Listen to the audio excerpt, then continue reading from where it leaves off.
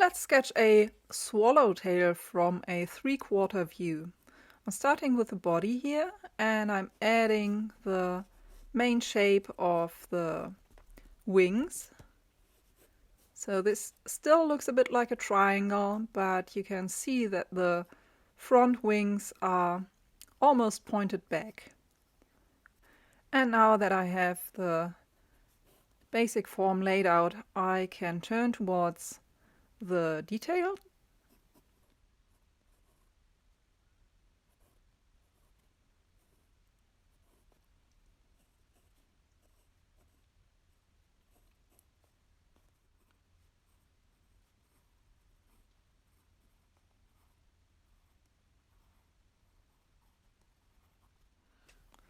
So I'm adding all of the areas where I will put color for the markings.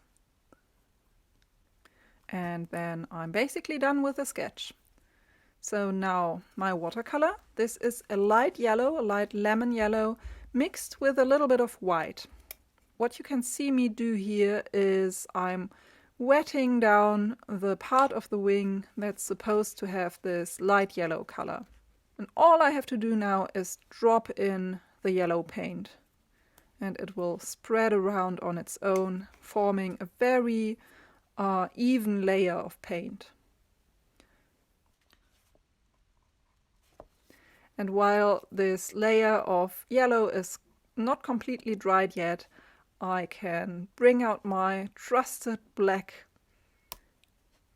colored pencil and add the black details around the head. So the antennae, the eyes, the mouth, and this dark part, this dark streak along the body. Using colored pencil just makes a few things easier. So these very detailed and intricate markings that you sometimes have on butterflies, it's just easier to do this with a colored pencil than with a brush and watercolor.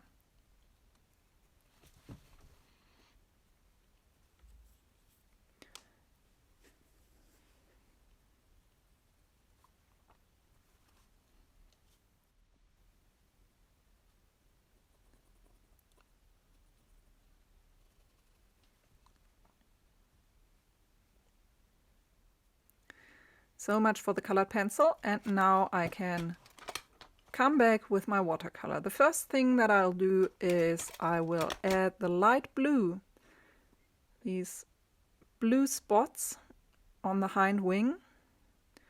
And I've actually made a mistake here, so there are only 4 blue spots in total, and I've painted in another one.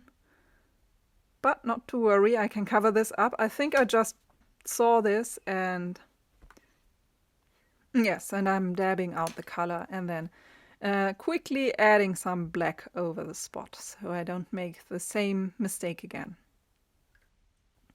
Now that my color layers have dried, I can mix up a nice dark. So this is Payne's Gray, and I'm taking my small size 5 round brush, and I'm adding dark paints over my initial sketch.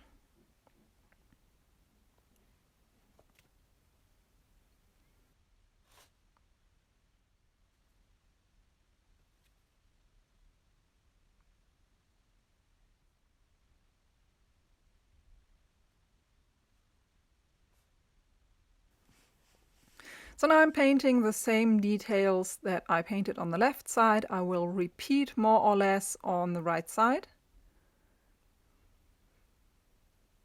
keeping true to the symmetry of the butterfly.